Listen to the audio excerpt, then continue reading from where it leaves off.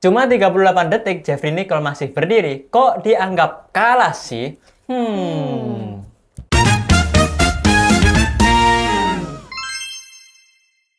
Halo Sobat DB News. Nah, di pagi hari ini, di hari Senin ini, kita bakalan bawain berita yang baru aja viral di media sosial nih, terkait satu pertandingan nih antara Elrumi dan juga Jeffrey Nicole nih, Kak. Katanya cuma 38 detik kemenangan Elrumi atas Jeffrey Nicole ini super cepat banget. Tapi justru inilah meninggalkan banyak banget pertanyaan-pertanyaan daripada jawabannya. Satu petinju masih berdiri tegap tapi dinyatakan kalah TKO. Satunya lagi menang tapi banyak yang bilang ini anti klimaks. Apa sih yang sebenarnya terjadi di atas ring? Ini bukan sekedar TKO biasa, ini penuh drama dan kontroversi dan akan kita bongkar satu persatu di DB News Reaction pada pagi hari ini. Oke.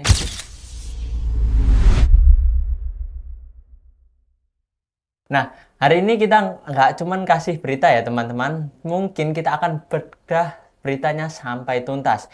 Laga rematch yang paling ditunggu-tunggu, Elrumi versus Jeffrey Nicole di Superstar Knockout Volume 3. Nah, laga yang harusnya 5 ronde ini selesai bahkan sebelum ronde pertama. Nah, kenapa sih? Mari langsung saja kita lihat rekamannya dan bongkar faktanya satu persatu.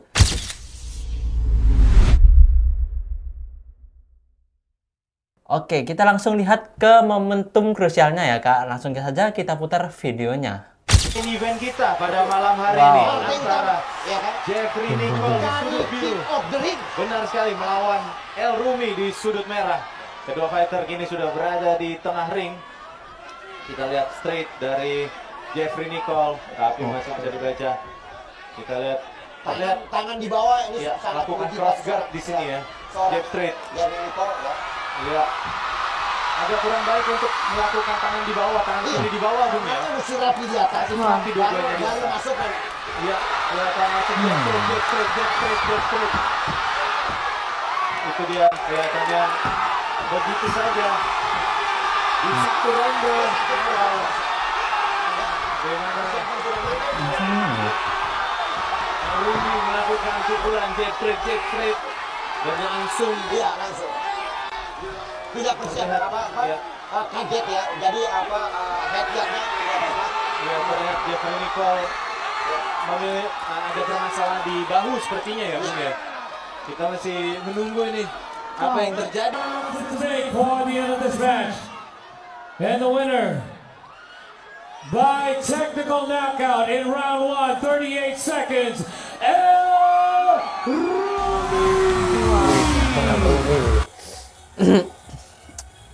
Masalah di leher. Oke, nah kita lihat ya teman-teman tadi, ini beda banget dari laga yang pertama ataupun laga sebelumnya, dimana Elrumi ini nggak main aman gitu kan, dia langsung gaspol untuk menunjukkan bakatnya gitu, agresif untuk menekan Jeffrey Nicole. Nah, strategi Cyborg dia sebelumnya tanding yang bilang Jeffrey Nicole cuman kuat 2 ronde itu kayaknya cuman pengalihan nih teman-teman.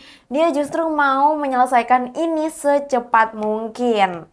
Nah, kita coba tonton video yang berikut ini di mana momen Jeffrey Nicole menepuk-nepuk bahu kanannya. Oke. Nah. Oke, kita lihat ya Kak. Detik-detik ya ini ya. Oke, dia menepuk bahu kanannya. Oh. Mungkin di situ ya. Ada mungkin sedikit permasalahan mungkin ya di bagian bahunya sebelah kanan. Bagian lehernya juga tuh. Iya.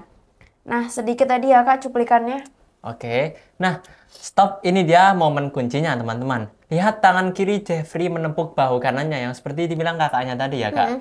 Ini bukan gerakan biasa nih, tentunya ini adalah sinyal yang nggak beres dan dislokasi.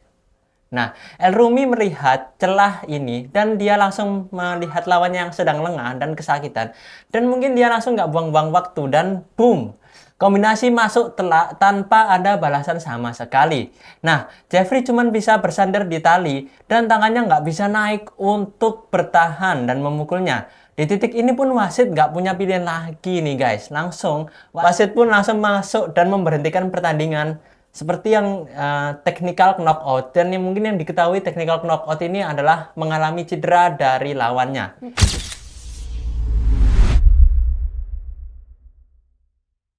kenapa sih bisa TKO meski Jeffrey Nicole masih bisa berdiri? Nah, langsung saja kita beri pertanyaan besar nih ya. Kenapa TKO padahal Jeffrey Nicole masih berdiri? Nah, banyak yang protes sendiri, termasuk Jeffrey yang protes. Gua nggak ngerti nih, gua cuman dislok tapi dibilang TKO. Langsung saja kita tampilkan videonya nih, Kak. Boleh penjelasan sedikit untuk teman-teman yang udah tunggu-tunggu Oke. untuk partai ini, apa yang terjadi tadi? Gua nggak ngerti, gua tadi gua cuma dilakuin dislok terus dibilang TKO kayak itu gua bingung tapi gimana nih gua belum berantem nih. Belum berani. Oke, mungkin saya kasih penjelasan sedikit ya. Demi keamanan kita emang ada peraturan di sini di mana kalau ada fighter yang menunjukkan bahwa mereka cedera itu emang harus dijaga terlebih dahulu, itu yang lebih harus diprioritaskan. Makanya keamanan dan kenyamanan tim ini harus Oke. dijaga lebih dulu. Nah, kita bisa lihat teman-teman tadi ya Kak ya, bersama-sama Oke, Kak, juga. siap. Mungkin ekspresi kekecewaan dari seorang Jeffrey Nicole gitu ya Kak. Dia udah latihan serius, berhenti merokok. Tapi laga berakhir bahkan sebelum dia merasa ada yang namanya berantem Kak. Jadi dia belum merasa kayak Oke. mengeluarkan semua skillnya gitu di ring tinjunya. Betul. Tapi katanya dalam Oke. tapi dalam aturan tinju profesional teman-teman, ada prinsip nomor 1 yang dinamakan defend yourself at all time. Dimana kamu harus melindungi diri kamu setiap saat. Dan tadi sempat dikatakan oleh wasit ya Kak ya, Betul. bahwa kalau ada seorang fighter yang kelihatan cedera, itu langsung memang diberhentikan di TKO kayak gitu. Oke. Dan tugas utama seorang wasit memang benar ya Kak ya, adalah keselamatan para petinjunya. Saat Jeffrey Nicole kena 7 hingga 8 pukulan beruntun tanpa bisa membalas atau bahkan mengangkat tangannya untuk bertahan karena dislokasi, di mata wasit dia sudah tidak mampu melindungi dirinya sendiri. Menunggu sampai dia pingsan atau jatuh justru bisa berakibat cedera fatal teman-teman, dan itu yang mungkin ya Kak nggak dimau Betul. oleh wasit gitu ya. Oke. Jadi memang keputusan wasit meskipun ya cukup pahit, tapi sudah 100% tepat gitu ya, sesuai aturan keselamatan tinju. Nah, bagaimana sih seharusnya Jeffrey bertindak meski saat dislokasi pertandingan berlangsung? Oke. Langsung saja kita putar videonya. Oke, salah yang satu. kami Jeffrey Nicole sama Elrumi nih guys ya. Tanggapan saya sebagai pemilik gym, sebagai pelatih, sebagai promotor, sebagai ketua umum asosiasi juga section. Oke, jadi menurut saya masalah semalam itu adalah ada seperti miskomunikasi lah antara fighter dengan wasit. Jadi saat dislokasi itu terjadi, harusnya menurut saya Jeffrey Nicole tetap memberikan sinyal dislokasi, tapi tetap memberikan perlawanan atau memiliki defense yang tetap rapi lah. Nah semalam ini kan Jeffrey Nicole malah membiarkan Elrumi menyerang sampai tembus 10 pukulan gitu ya. Nah Jeffrey Nicole ini malah memberikan sinyal dislokasi, tapi ini tidak bisa memberikan perlawanan atau defense yang baik. Sehingga wasit berpikir, wah ini dislokasi nih, sampai dia bertahan aja nggak bisa. Jadi harus dihentikan, ini bahaya gitu. Harusnya Jeffrey Nicole tetap ngeblok, tetap juga menghindar, tetap berputar, ya apapun itu dilakukan untuk dia bertahan. Nah, baru dia meminta waktu sampai waktu itu diberikan oleh wasit. Oke. Nah yang kedua saya lihat kayaknya persiapan Elrumi ini lebih matang dan juga dia memilih sasana yang kental banget dengan boxnya itu di Nelson Nainggolan Gym. Jadi untuk persiapan saya lihat Elrumi lebih mantap dan lebih siap. Yang ketiga, keputusan dari wasit ini adalah keputusan asosiasi atau section body guys. Jadi nggak ada hubungannya dengan pemilik event. Kalau kita sebagai promotor pemilik event pasti maunya memberikan show terbaik lah agar penonton dan juga semuanya puas lah. Hal seperti ini kan pasti promotor juga tidak mau. Nah, cuman mau nggak mau ini semua ada keputusan wasit yang memimpin pertandingan dan itu adalah keputusan dari section body. Jadi buat teman-teman berbijak-bijaklah dalam berpendapat gitu. Ya, just info aja guys. Oke, paling gitu aja guys. Sampai jumpa. Ciao. Oke, Kak, gimana nih menurut pendapat Kakak nih Kak? Mungkin pendapatku ya tadi ada bilang salah satu konten kreator tentang sanction body adanya di ketika pertandingan itu selesai ya.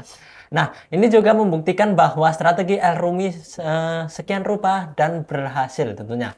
Nah, dia juga memancing Jeffrey untuk berpikir akan diadakannya laga yang sangat panjang, tapi dia sendiri menyerang habis-habisan di awal. Nah, ditambah mau mencedera Jeffrey yang jadilah kemenangan kilat selama 38 detik ini. Nah, dan soal cedera dislokasi bahu ini pelajaran yang bagi sangat siapapun ya, tentunya sangat penting bagi siapapun, bahwa yang suka olahraga kontak fisik pasti akan menang. Nah, langsung saja kita putar bahannya dislokasi. Oke. Oh. Lagi heboh banget nih ya. Ada fighter yang mengalami cedera pada bahunya, mengalami dislokasi. Nah, sekarang kita bahas.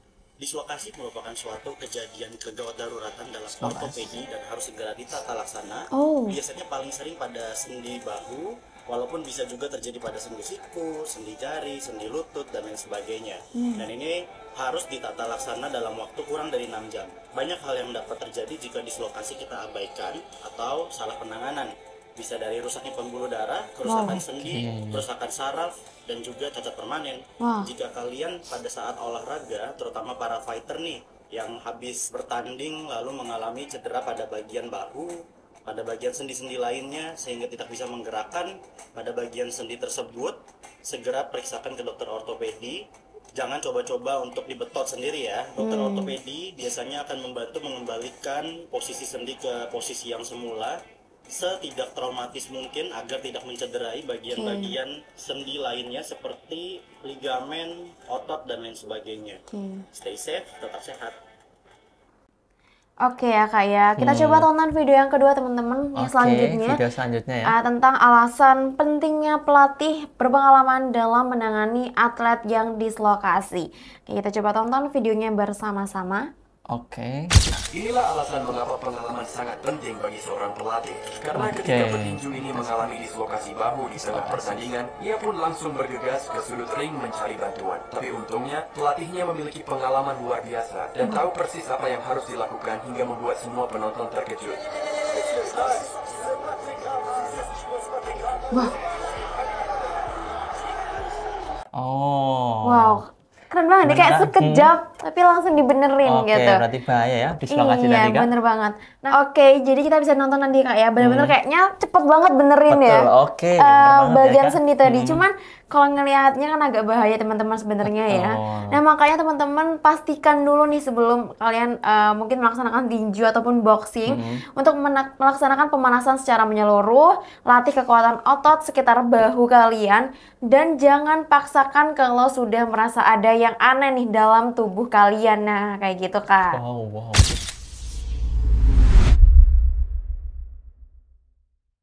Nah teman-teman, kemenangan El-Rumi ini memang jelas sah ya, sesuai dengan keputusan wasit.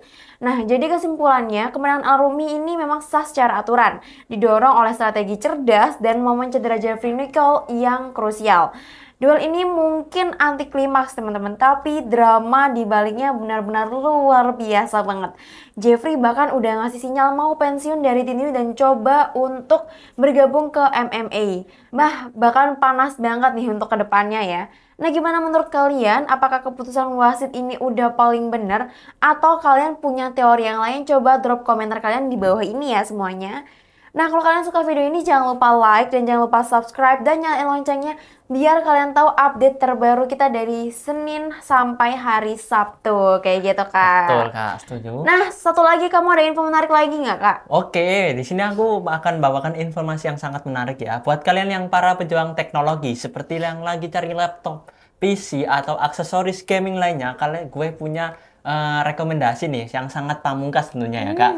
Langsung aja download di aplikasi DB Click yang ada di Play Store. Dan tentunya kalian ketika punya HP iPhone langsung saja buka di website www.dbclick.co.id.